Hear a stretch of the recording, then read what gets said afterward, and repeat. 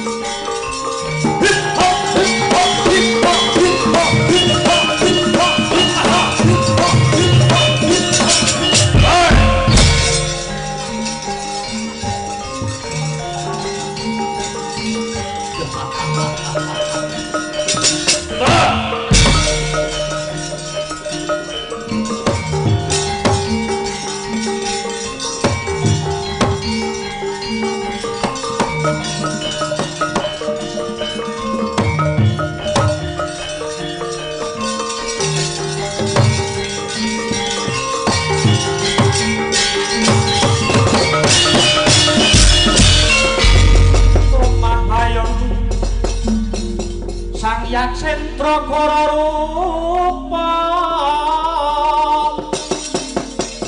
mangeses kadyangen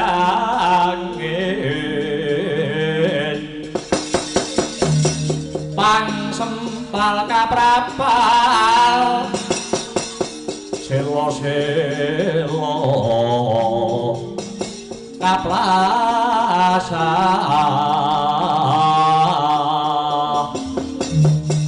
satulung mayu mangungsi kagiat kagodha kang jaga bumi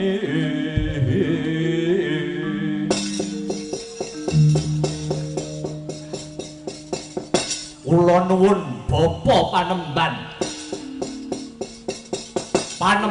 Begawan Trilucana kula kang putra Sisma Baranjana cumadhong dawuh wonten wigatos ingkang pundi dene kalenggan sak mangke paduka bapa panemban awiji dhateng putra Siswapun Baranjana suami kula aturi paring dawuh panemban Begawan Trilucana muridku Baranjana kula wonten dawuh sumurupa lamun ta dina iki pun Bapa Trilucana duweni gegayuhan kang luhur gegayuhan kang becik kanggo pertapan awu-awu langit kene gegayuhan ingkang pundi panemban pun Bapa mung duwe gegayuhan supaya pertapan kene wimbuh kuncara angrembaka anjayeng bawana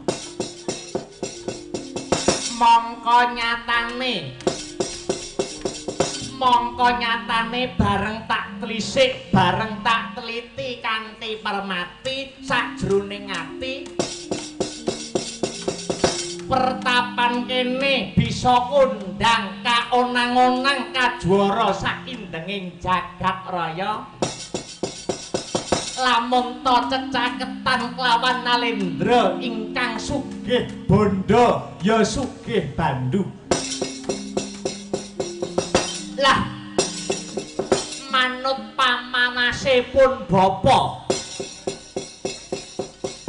ratu sing sugih kekarone mau ora ana liya mung kejaba Nalendra Ngastina Serikat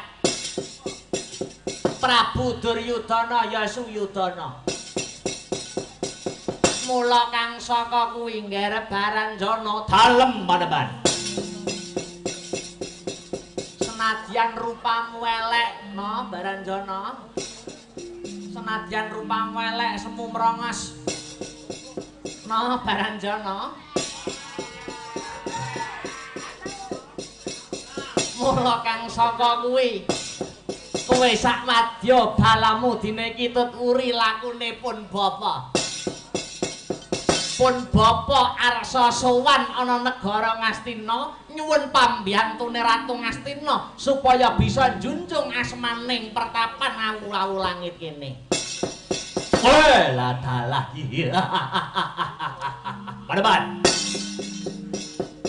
lamun tetela kados mekaten ingkang putra siswa namung sendika ngestakaken dawuh lajeng benjang menapa paduka bapa panemban cengkar wonten Ngastina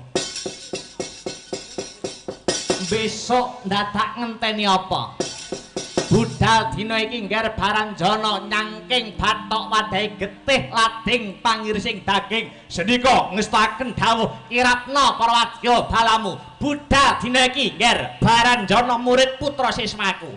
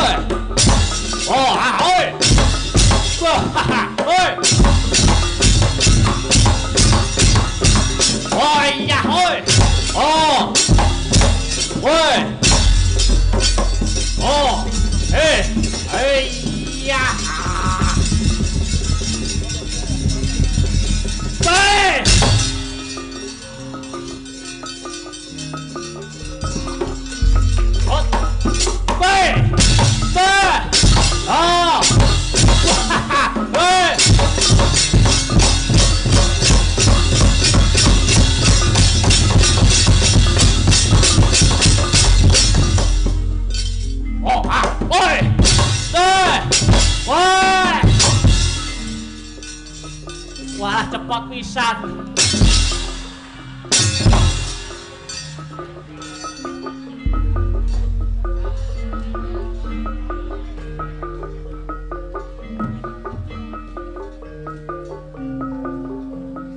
Ngombe sik. Dok.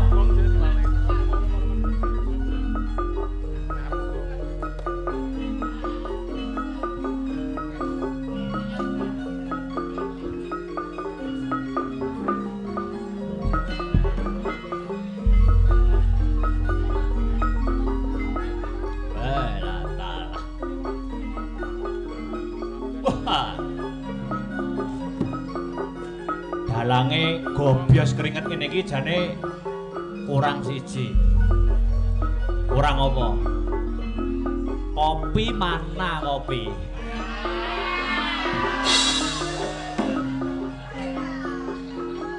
Hei!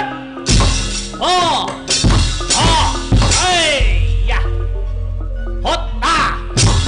Wah! Hot! Ah! Oh! Oi! Hei! Oh! Ah! Oi! Oh! Oh! Hai! Ya! Oi! Oh! Ah! Oi! Oh! Ah! Oi!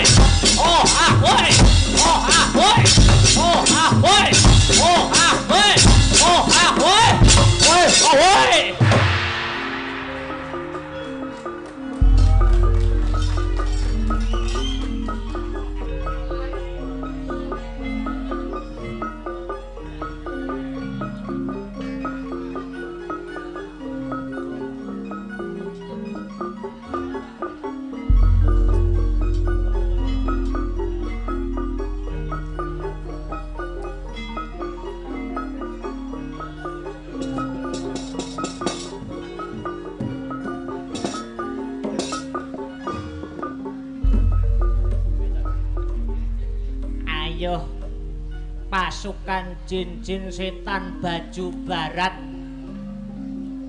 pertapan awau langit padha budal ngombyongi panemban begawan Trilucuna. Iya. Lelepah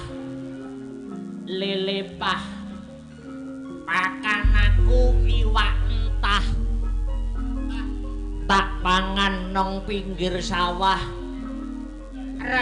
rasane seger suyah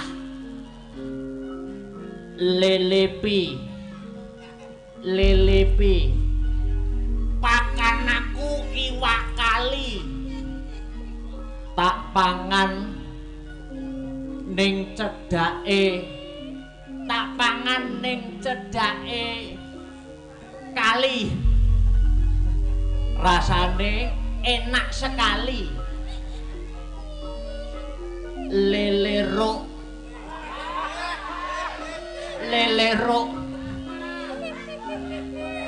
pakan aku iwak kerupuk tak pangan sinambi cangkruk rasane ning awak kemriyuk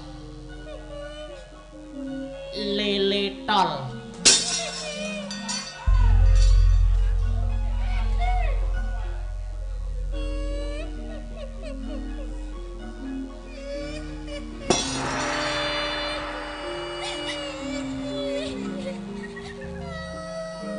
Aku mati mergo korban COVID-19.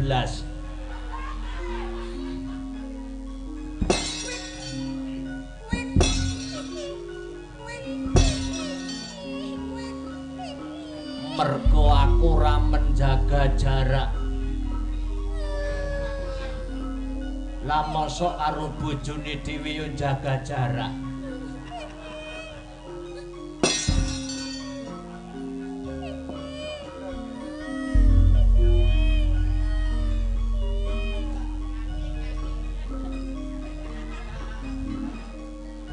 Aku jin saka Wuhan.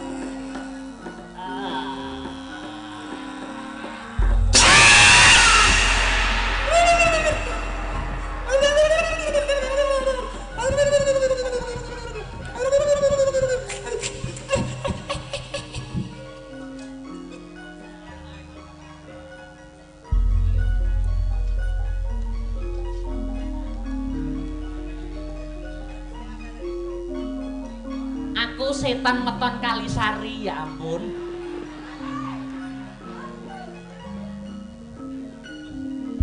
Ayo deh budal. Ya ampun. Iki sapa ta ya?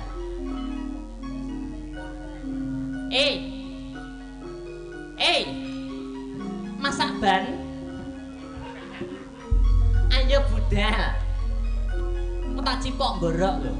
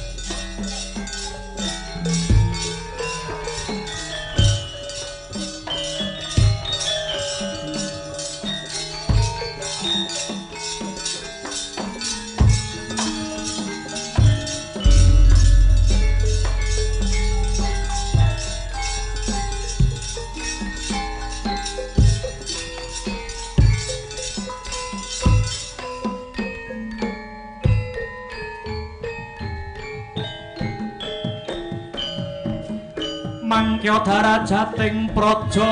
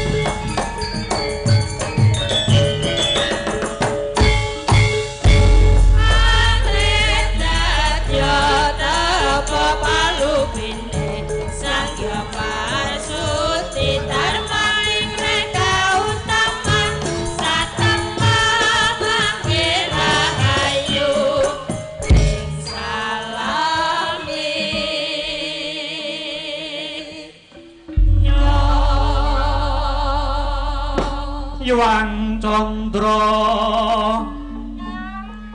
Purnama Sidi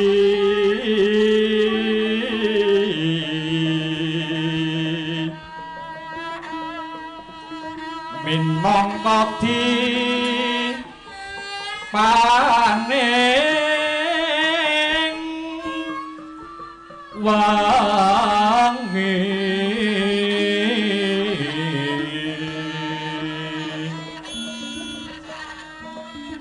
lintang hararas kumanyar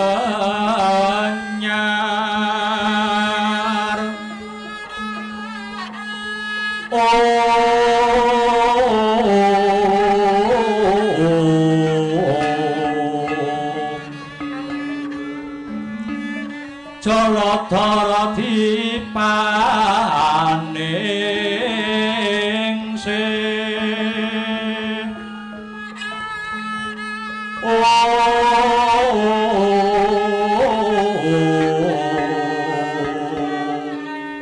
dipaningsih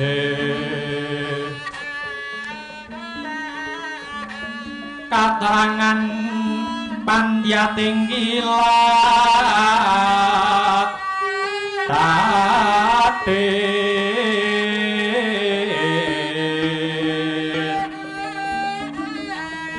anarana-teng limur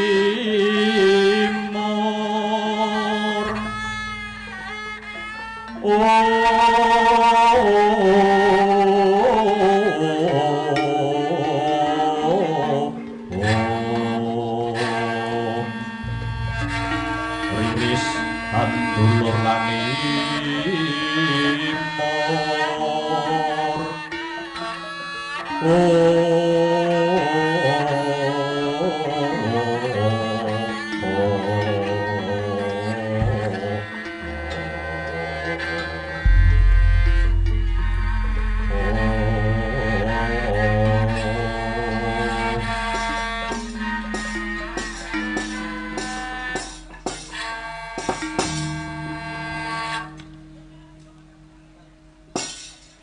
yang sukma mangadili nuwih mugi paring pepayung marang panjenengan ingsun satemah paring pepadang aning jagat Ngastina kawula nuwun sewu Koko Prabu Mandura kula kang mrayi ngaturaken pasegahan panakrami pambagi mawantu-wantu kunjuk ngarsa paduka jeng Koko Prabu ing Mandura. Dalah. Nggih, Yayi. Ngaturaken genging panuwun dene semanten sih kadarman lan pakurmatan ingkang paduka paringaken dumateng ingkang Raka ing Mandura. Dasaripun sowan kula wilujeng niskala nir ing sambikala pangsulipun atur salam taklimipun pun Raka mawantu-wantuwa kunjuk ngarsanipun Yayi Jaka Pitana. Kawula nuwun inggih Koko Prabu. Gorawalan anggen kula mundhi tinampi tangan kula kalih inalungaken wonten ing jangga kapeteking Jaja rumeketing Waradaya miwah ana rah daging kayuwanan. Mboten langkung monggo kula aturi lenggah kanthi sekeca mardikaning penggalih Koko Prabu Mandura. Nun nggih matur nuwun Yayi. Pangraos mboten kirang sekeca anggen kula sowan Yayi. Koko Prabu. Bingaing manah kula prasasat kajugurukan Wukir Sari kablabaran Samudra Madu. Dene ripalenggan sakmangke jeng Koko Prabu Mandura kepareng minangkani pamutah kula. Rawuh wonten ing negari Ngastina mila kula ngaturaken panuwun Koko Prabu. Yayi,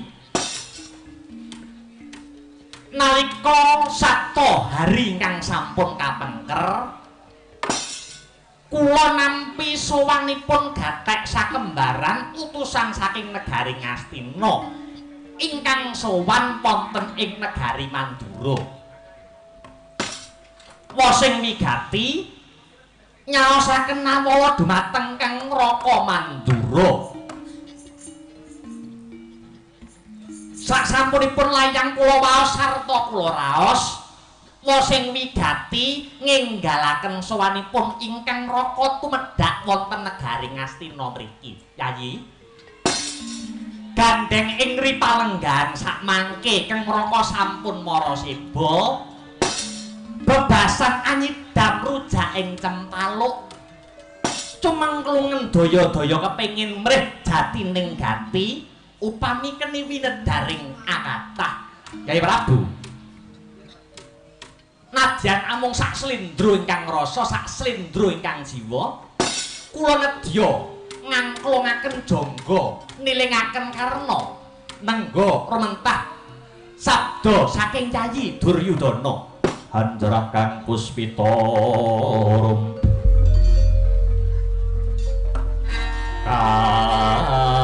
kasiliring samirana mrih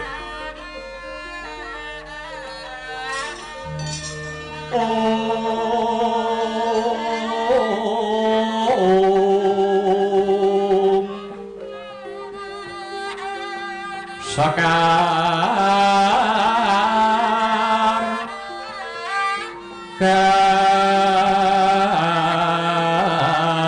kadung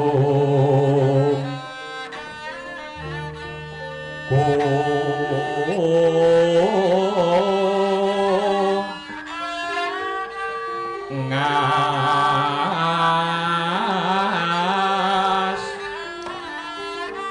gandanyo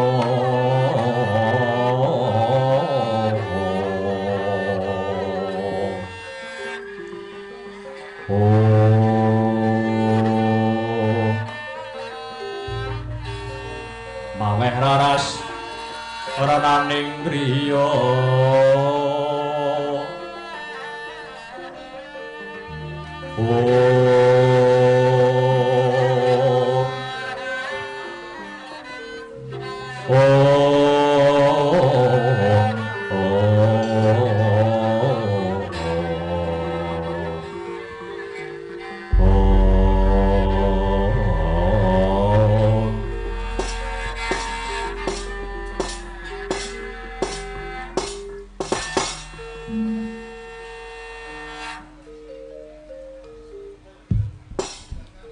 Duh Koko Prabu Mandura jimat pepunden kula ngarca padha prateng delahan sak sampunipun jengandika satata pinarak lenggah kalelan kula badhe matur bloko suta blakotang terus terang palungguhan samangke ribet manah kula jibeg-bebeg pangraos kula iki namung jengandika Koko Prabu Mandura ingkang kawi angudari lan angasrepi manah kula Koko Prabu Mandura ingkang paduka ngersakaken kados pundi Yayi Yayi Duryudana nyuwun pangapunten sampun cetha ngegla kang tanpa warana Pandhawa lan Kurawa niku ibaratipun banyu kalian lenga ingkang maknanipun ngantos benjang menapa kemawon boten saged manunggal boten saged rukun kamangka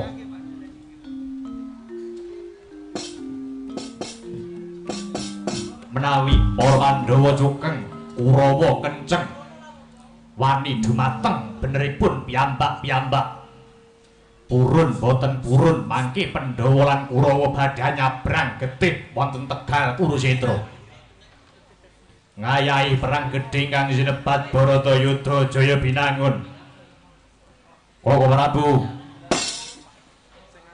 mestinipun Koko Prabu mboten badhe negakaken Kurawa anggenipun badhe netepi peperangan ingkang kados mekaten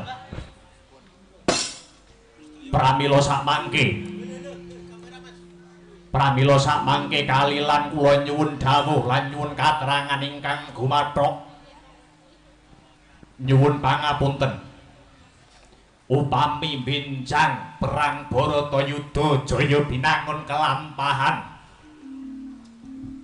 Pandhawa lan Kurawa campuh yudha Koko Prabu Mandura badhe bantu Pandhawa napa nyengkuyung para Kurawa kados pundi Yayi kados pundi upami Pandhawa lan Kurawa campuh yudha Koko Prabu Mandura badhe bantu Pandhawa napa badhe nyengkuyung Kurawa katalah Ripelungguhan sak mangke ingkang raka ing Mandura nampi pandangon saking Yayi Duryudana ingkang amratipun sami kadidene nyangga gunung. Nanging gandeng Yayi Duryudana andangu sampun satrepipun menawi kang raka ing Mandura punika caos wangsulan. Iye, kalilan matur.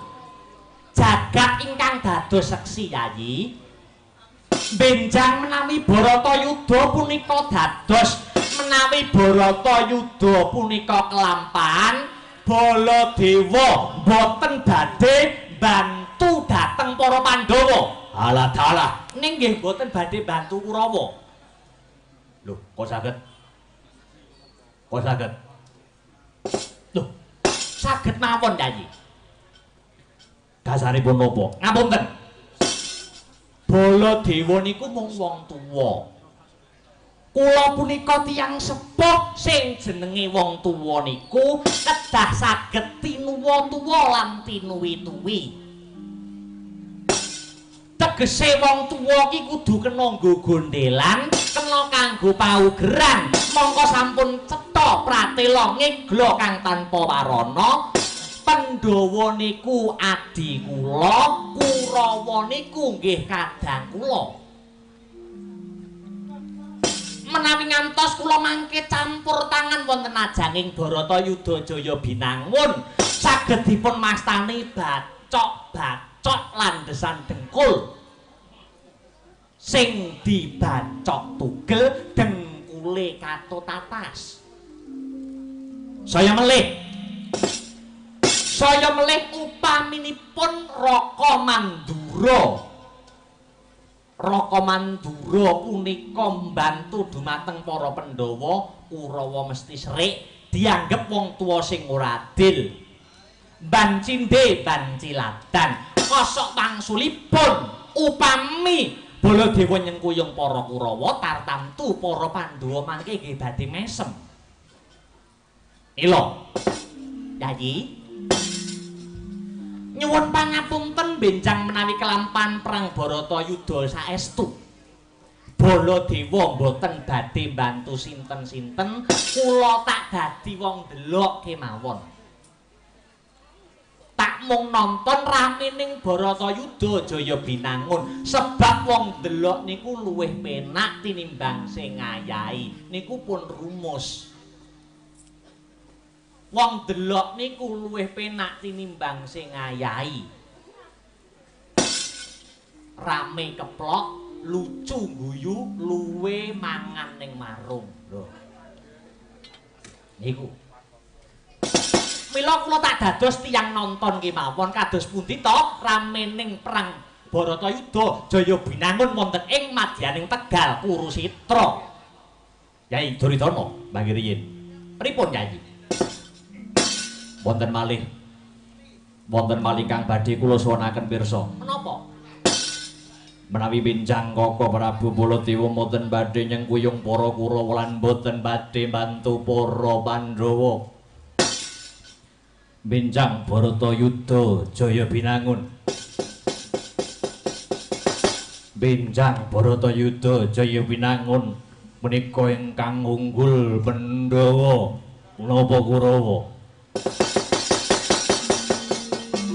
Permara reh mangos momyong ambrangang kati karonaning kaswasih ning marga mamalakung Krisang Ganda Mastrat maca leng-leng lalu mangulati Surya mangrangsang bayah Surya mangrangsang bayah Kumpius hambara wayanto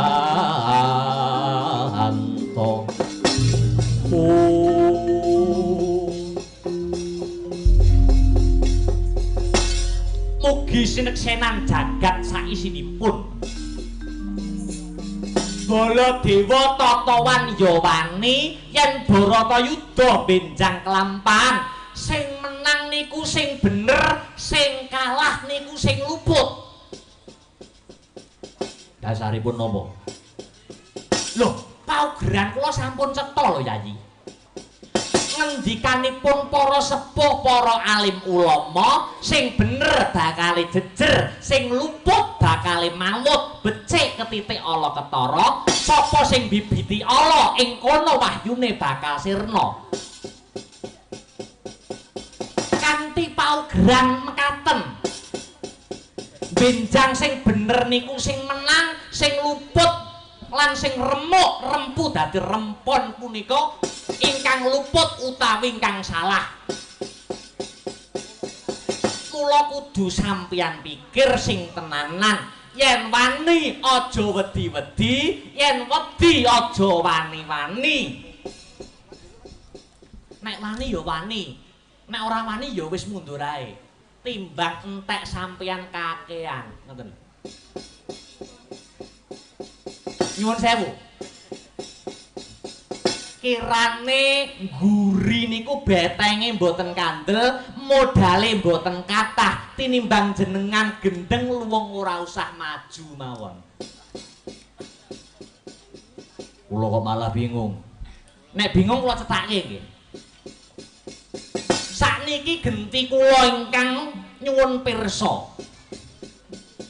Paugeran kula perang Bharatayuda sing bener bakale menang, sing salah bakale kalah.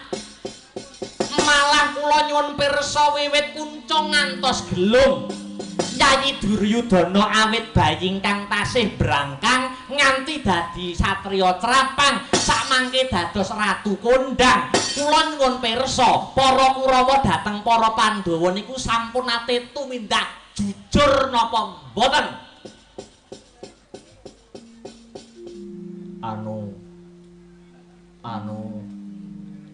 Anu pun sampun. Tiwas mangke kewirangan. Jagat nyekseni umat sampun ngakoni Yayi. Wiwit kuncung ngantos gelung paduka punika rinten dalu tansah mungkih sarana budidaya turnaning para Pandhawa. Mongko Pandhawa niku tanpa dosa, Pandhawa iki isih adine dhewe. Parandene diarah patine, lelampahan sampun mawali-wali Yayi. Conto sampun kathah. Upaminipun lakon Bima Bungkus ing atase Werkudara lair wujud bungkus dibuang wonten tengahing alas Mandalasara. Para Kurawa ora mbantu, ora ndongake, parandene jabang bungkus malah diranjap karo gaman. Niku contoh sing sepisan. Wonten malih pendadaran siswa Soka 5.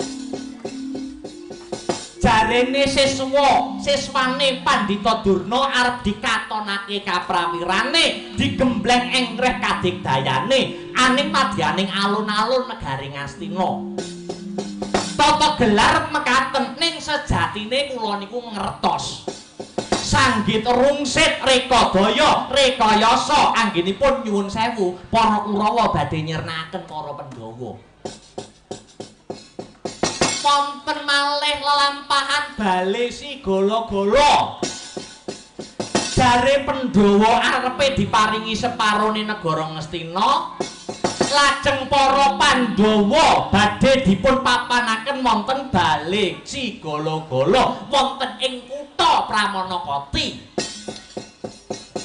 Tengah wengi bale wau diobong kalian utusan saking negari Ngastina. Satemah mubal babal makantar-kantar bale dados sawu.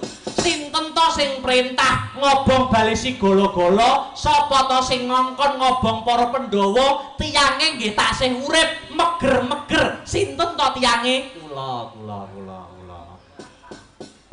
Pancen kula akoni. Pula sing ngongkon ning niku rak biyen.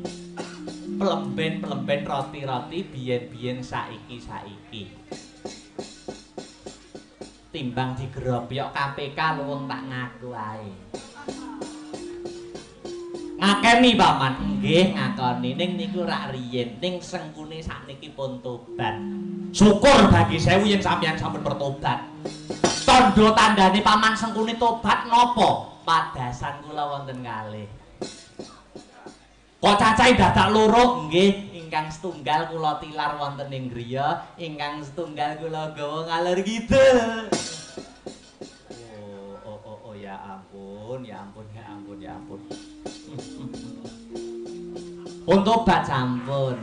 Tobat manasuka. Nasuha nggih niku maksude. Lah, kanthi wewaton punika Yayi. Sampun kula aturaken wonten ngajeng Yayi nyuwun sewu.